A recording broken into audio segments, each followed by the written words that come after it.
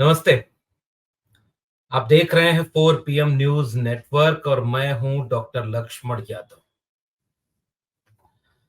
जब से शपथ लिया प्रधानमंत्री नरेंद्र मोदी ने, तब से दो तीन तरह की चीजें एक साथ चल रही हैं। कई जगह बार बार ये कहा जा रहा है, अंदेशा लगाया जा रहा है, कभी कभी तो तारीख और महीना बता दिया जा रहा है कि कब नरेंद्र मोदी की सरकार गिर जाएगी, कब नीतीश कुमार और चंद्रबाबू नायडू जैसे दो सहारे जो नरेंद्र मोदी की सरकार बनाए हुए हैं, कब अपना तारा खींच लेंगे। कोई जुलाई में सरकार गिरा रहा है, कोई अगस्त में गिरा रहा है, कोई तारीख भी बता दे रहा है। लेकिन मेरे पास न तो अभी ऐसी कोई सूचना है, न खबर है, और न मेरा ये कोई दावा है कि सरकार गिरने वाली है। क्योंकि मैं राजनीति की बारीकियों को इतना तो समझता हूं कि गठबंधन की सरकार महीने 15 दिन में गिर जाए, यह भी संभव है, और पूरा 5 साल चल जाए, यह भी संभव है। इसलिए सरकार गिराने की बात यूट्यूब पर करना, या तो कोई बाबा, चमत्कारी, देवता का अवतार, ललाट पर जिसके भविष्य दिखने की क्षमता हो, पर्ची बना दे, वो ये तारीख वारीख बता दे, ये सब अंधविश्वास और पाखंड में मैं नहीं पढ़ता। लेकिन हां, मैं इतना जरूर कहता हूं कि राजनीति में कुछ भी असंभव नहीं है और कुछ भी कभी भी हो सकता है। क्योंकि एक शब्द है राजनीति में, अंतरात्मा। यूं तो ये शब्द भारतीय दर्शन का है, और भारतीय नहीं, असल में दुनिया के तमाम धार्मिक दर्शन जो हैं, उनमें एक संकल्पना चलती है आत्मा परमात्मा की। बुद्धिज्म में जैसे ये सब नहीं माना जाता, जो अनीश्वरवादी अनात्मवादी दर्शन रहे, वो ये सब नहीं मानते कि कोई आत्मा होती है या कोई परमात्मा होती है, और दुनिया भर में इसके दर्शन रहे, नास्तिक दर्शन रहे। लेकिन हावी जो रहता है, उसमें ये मानते हैं कि आत्मा होती है, एक आत्मा राजनीति में होती है, और जो परिस्थितियां देख करके जाग जाती है, बाकी समय सोई हुई रहती है। उस अंतरात्मा में इतनी क्षमता है कि जब चाहे सरकार गिरा दे और जब चाहे किसी और की सरकार बना दे, और या 5 साल सोई रहे। ये एक राजनीति की पृष्ठभूमि है। लेकिन हां, परिस्थितियां जब बदलती हैं, उन परिस्थितियों और परिघटनाओं का विश्लेषण दूर तक पढ़ने की एक क्षमता अगर आपके पास हो, तो आप उसे दूर तक पढ़ सकते हैं। नीतीश कुमार अगर बैठक करके 4 फार्मूला, 4 संकल्प ले लें, जिनमें से एक है कि भाई विशेष राज्य का दर्जा बिहार को दिलवाएंगे, तो ये होती है बार्गेनिंग। बहुत पढ़े लिखे, बहुत अमीर, बहुत समझदार कहे जाने समझे जाने वाले लोग भी जब अपने यहां शादी विवाह जब करते हैं ना, जैसे दहेज, गरीबों के यहां भी है, लेकिन दहेज सबसे बुरे रूप में पढ़े लिखे अमीरों के यहां मिलता है। और एक शादी हो रही है ना अभी, जैसे लगता है ब्रह्मांड की शादी हो रही है। खर्चा आपसे वसूला जा रहा है, दाम बढ़ा दिया गया है जियो दन दनादन का। याद है, 1 साल के लिए फ्री इंटरनेट, पहले पन्ने पर नॉन बायोलॉजिकल एक दिव्य देवता का तस्वीर प्रचार करते हुए, और 1 साल फ्री। फिर 1 साल बाद आदत जब लग गई, तो धीरे धीरे धीरे रेट बढ़ते बढ़ते कभी 100, कभी 200, कभी 500, कभी 1000, और शादी हो रही है भव्य दिव्य। अब शादी में कोई कहे कि हमको ये चाहिए, वो चाहिए, वो चाहिए, बढ़ती जाए मांग। कई बार राजनीति का बिंब दहेज लोलुप लोगों से जुड़ जाता है। और जब राजनेता ये समझ ले कि यार मेरे सहारे पर तो सरकार चल रही है, तो दोनों एक दूसरे से बार्गेनिंग करते हैं, दोनों एक दूसरे से ये तालमेल बनाते हैं कि कौन क्या लेगा। जब नीतीश कुमार और चंद्रबाबू नायडू को यह समझ में आ गया कि सरकार उनके दम पर चल रही है, तो वो अपनी कोशिश करेंगे कि वो और क्या ले लें। सरकार में ऐसे लोग बैठे हैं जिनके पास राजनीति करने की जितनी भी अनैतिक चीजें हो सकती है वो सब में सिद्धहस्त हैं। उनके नाम से लोग ऐसा जानते हैं कि कभी जज लोया हो जाता है, कभी एक नाथ शिंदे कोई बना लिया जाता है, पार्टियां तोड़ ली जाती हैं, बहुत कुछ हो सकता है। तो डर भी रहता है कि कितना मांगना है, कितना नहीं मांगना है। लेकिन सुगबुगाहट तेज हो जाती है और नीतीश और नायडू जो सरकार बैसाखी पर दोनों के है, बीच बीच में उनकी भी अंतरात्मा तो जागेगी ना। तो नीतीश कुमार कहेंगे कि बिहार को विशेष राज्य का दर्जा लेंगे, आरक्षण के केस में सुप्रीम कोर्ट जाएंगे, जाति जनगणना पर थोड़ा थोड़ा। और नहीं अगर चला तो खबरें तो ये भी आ रही थी कि रेल मंत्रालय भी चाहिए, चार चार मिनिस्टर बनाने, बना एक कैबिनेट और एक स्टेट। यही हाल चंद्रबाबू नायडू का भी हुआ। ध्यान रखिए, बिहार में नीतीश कुमार मुख्यमंत्री हैं और तमिलनाडु आंध्र प्रदेश वहां पर टीडीपी की सरकार बन गई। चंद्रबाबू नायडू शपथ ले चुके हैं, वहां वो मुख्यमंत्री बन गए। सुनने में आया कि लोकसभा अध्यक्ष मांग रहे थे चंद्रबाबू नायडू। समीकरण समझते ना, 240। कौन वो कीत कीत कीत वाला सुना आपने, कल्याण बनर्जी। तो 400 से शुरू हुआ था कित कित का खेल और 240 पर रुक गया। तो जब 240 पर रुक गया तो 272 तक कौन पहुंचाया? 16 टीडीपी और 12 नीतीश कुमार। 16 12 28, सीधे सीधे ये 28 का आंकड़ा हो गया। कुछ निर्दलीय, कुछ और छोटे छोटे लोग जुड़ करके सब 292 पहुंचा दिए। जब कोई पार्टी का नेता ये जानेगा कि 16 सीट मेरे पास है, तो जब वो मिलने आएगा और आपने उसे लोकसभा का अध्यक्ष दिया नहीं, आपने उनके चार चार कैबिनेट मिनिस्टर बनाए नहीं, तो बीच बीच में उसकी भी अंतरात्मा सुगबुगाहट लेगी ना, करवट लेगी, जम्हाई लेगी। तो दिल्ली आएगा वो बड़ी बड़ी फाइल लेकर के, मांग पत्र लेकर के। और चंद्रबाबू नायडू जब दिल्ली आए तो केवल प्रधानमंत्री से नहीं मिले, कई कैबिनेट मंत्रियों से मिले, कई और ऐसे लोगों से भी मिले जिससे धड़कन बढ़ गई बहुत सारे लोगों की। और मिले भी तो छोटी मोटी मांग लेकर नहीं मिले। अखबारों की खबरें छपी हुई हैं, अखबारों में ये सूचनाएं बनी हुई हैं कि चंद्रबाबू नायडू की मांग क्या है। प्रधानमंत्री से मुस्कुराते हुए मिल रहे हैं और पन्ना क्या पकड़ाना। इतना कुछ मांग लिया है चंद्रबाबू नायडू ने कि अगर जिसको नरेंद्र मोदी जी देने लग जाएं तो एक बहुत बड़ी अमाउंट, बहुत बड़ा हिस्सा उनको आंध्र प्रदेश और बिहार को देना पड़ जाए। बिहार ने कुछ दिन पहले विशेष राज्य का दर्जा मांगा और विशेष राज्य का दर्जा अपने आप में इतनी बड़ी मांग है जिसे पूरी तो करनी पड़ेगी, क्योंकि नीतीश कुमार क्या कहेंगे बिहार में जाके। एक तो वैसे ही हर हफ्ते पुल टूट रहा है। एक कार्टून बना था, अखबार में छपा, देखना चाहिए आपको। एक आदमी सड़क से गया स्कूटर लेकर के और आगे पानी बह रहा है, सड़क टूटी हुई है। तो वो आदमी कह रहा है यहां तो पुल था ना। तो दूसरा आदमी वहां पैदल खड़ा होकर, हाँ था, बह गया, थोड़ी देर रुको दूसरा बह के आएगा तो उससे पार चले जाना। ऐसा बिहार धड़ पुल गिर रहा है। तो चुनाव होने वाला है, नीतीश कुमार बीजेपी के हैं, खुद मुख्यमंत्री हैं और केंद्र में बीजेपी की सरकार है। तो बिहार वाले पूछेंगे नहीं, चचा ये विशेष राज्य के दर्जा का क्या हुआ? और वहां एक उनका भतीजा ऑलरेडी तैयार बैठा है। तो वो बात नीतीश कुमार को भी समझ में आ रही है, तो वो अपनी फाइल पहले पकड़ा चुके हैं। अब फाइल पकड़ाने का नंबर आया था चंद्रबाबू नायडू का।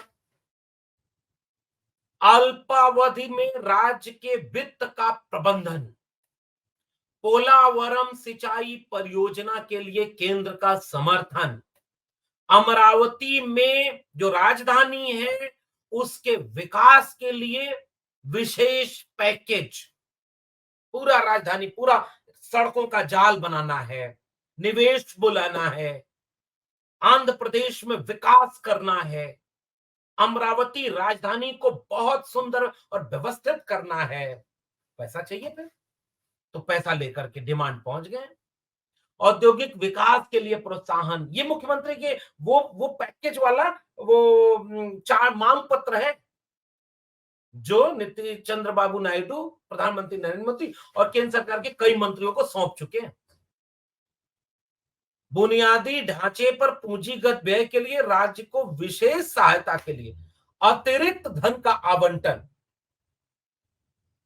बुंदेलखंड पैकेज के तर्ज पर आंध्र प्रदेश पैकेज की मांग, दुगराज पट्टनम बंदरगाह के लिए सहायता, ये तो बुनियादी बातें हैं।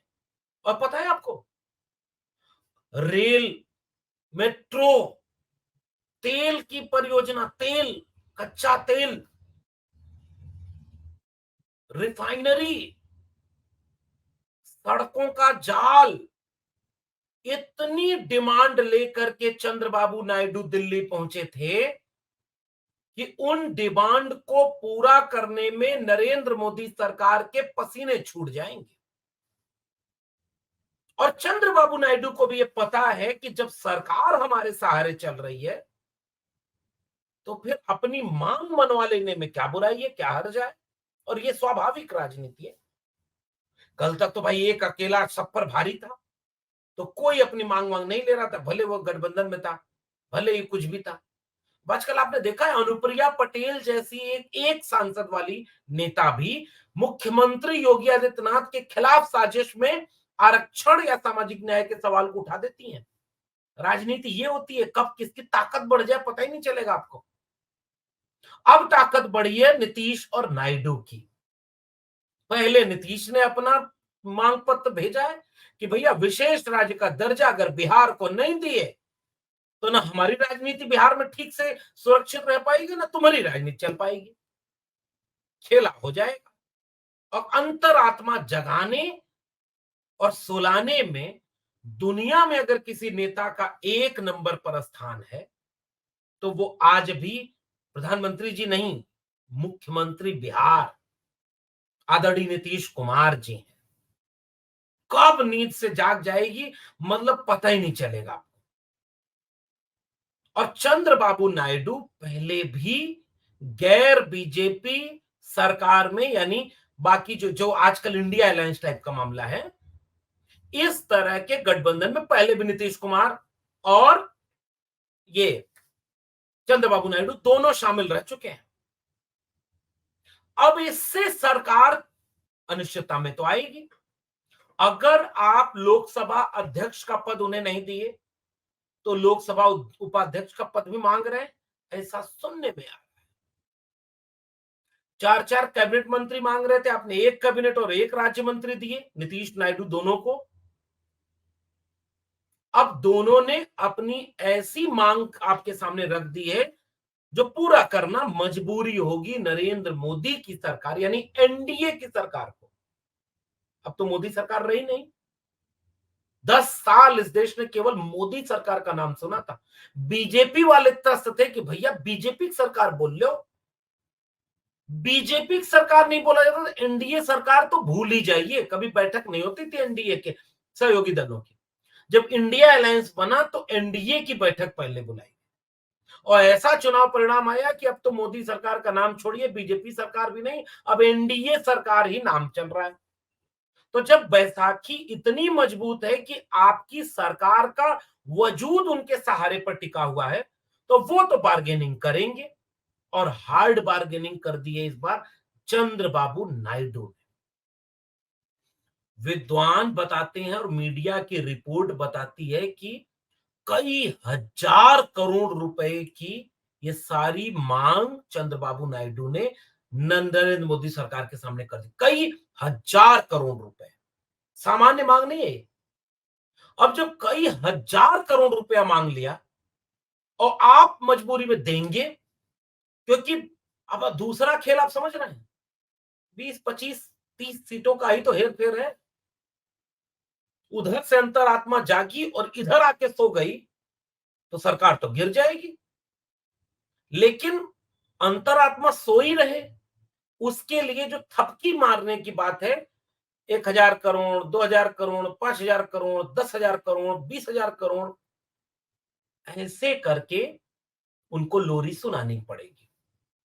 तो अगर नरेंद्र मोदी की सरकार इस तरह की मांग पूरा करेगी तो उनकी अंतरात्मा सोई रहेगी, और अगर मांग नहीं पूरी करती है तो अंतरात्मा कभी भी जाग सकती है। एक तीसरा रास्ता भी है जिसके लिए लोकसभा अध्यक्ष अपना है, और वो तीसरा रास्ता है एकनाथ शिंदे, अजीत पवार। समझदार को इशारा काफी, पार्टी तोड़ लो और ऐसा तोड़ो कि अपने में मिला लो। और इस खेल में बीजेपी माहिर है और आसान चारा है नीतीश कुमार।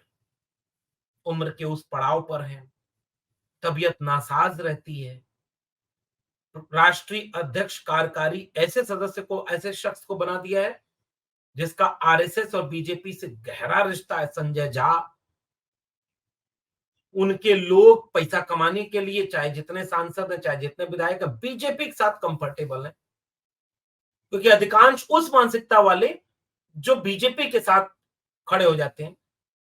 पगड़ी खुलवा दी सम्राट चौधरी की, वो कहते नीतीश को जब तक तख्ता से नहीं उतार दूंगा पगड़ी नहीं खोलूंगा, खोल दिए। नीतीश कुमार इस चक्र में तो फंस सकते हैं।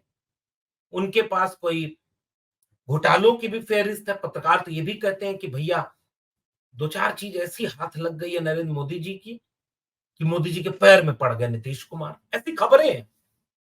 तो अगर ये वाला रवैया अख्तियार करेंगे तो नीतीश कुमार तो कहीं नहीं जाने वाले, और अगर जाएंगे नीतीश कुमार को तो ताकत दिखानी पड़ेगी। लालू जी ने इशारा कर दिया, राष्ट्रीय जनता दल के स्थापना दिवस के दिन लालू प्रसाद यादव ने कहा कि गिर जाएगी सरकार। नीतीश को मैं जानता हूं, वो लालू का बयान वो याद है, बाकी लोगों के मुंह में दांत होता है, नीतीश के पेट में दांत है। और कई बार नीतीश कुमार ये अंतरात्मा जगा करके इधर से उधर खेला कर चुके हैं। लेकिन इस बार दोनों फंसे हुए हैं, नीतीश भी फंसे, मोदी सरकार भी फंसी हुई है। इसलिए वहां क्या खेल होगा अभी कुछ भी कहना मुश्किल है। चंद्रबाबू नायडू तो ऐसी स्थिति में है कि वो पूर्ण बहुमत की सरकार उन्होंने बनाई है, आंध्र प्रदेश में मुख्यमंत्री बने हैं, पुराने खिलाड़ी हैं, समाजवादी मिजाज के नेता भी हैं, तेवर वाले नेता हैं। हालांकि कुर्सी खींच करके बैठाया है मोदी जी, जबरदस्ती खींच करके आप बैठो यहाँ पे, देखिए अपने फोटो, जबरदस्ती बैठो, तब से वो वही है। लेकिन 16 सांसद उनके पास है, उन्होंने जिन्हें हराया है उन सब आंध्र प्रदेश में जगन मोहन रेड्डी, उनको भी जवाब देना है कि कैसे हम निवेश आंध्र प्रदेश में ले आएंगे, विकास करेंगे। और केंद्र सरकार जब हमारे सहारे चल रही है तो उसका फायदा उठा करके हमने आंध्र प्रदेश की राजनीति में क्या ठोस बदलाव किया। अमरावती की राजधानी का कायापलट कर देना और बड़े बड़े निवेश आंध्र प्रदेश में ले आकर के अपनी जमीन मजबूत करना। और चंद्रबाबू नायडू यह काम करेंगे, क्योंकि वो उतने मजबूर नहीं है जितने नीतीश कुमार नजर आ रहे हैं। और इसलिए सरकार गिर जाए तो भी आश्चर्य न करिएगा, सरकार न गिरे और नरेंद्र मोदी कोई और रास्ता ढूंढ लें चंद्रबाबू नायडू को खुश करने का, तो भी आश्चर्य मत मानिएगा। राजनीति अनिश्चितताओं का खेल बेशक है, लेकिन राजनीति में कुछ भी असंभव भी नहीं है। नीतीश कुमार और चंद्रबाबू नायडू के तेवर बताते हैं कि बीजेपी के लिए राह आसान नहीं है। इसका संकेत तो उन्होंने शुरुआत में ही कर दिया है। और चंद्रबाबू नायडू की चार्टर ऑफ डिमांड इस बात का इशारा कर रही है कि आगे कुछ भी खेल हो सकता है और कभी भी हो सकता है। आपका क्या मानना है नीचे कमेंट बॉक्स में ज़रूर बताइएगा। फिर मिलेंगे, तब तक के लिए बहुत-बहुत धन्यवाद।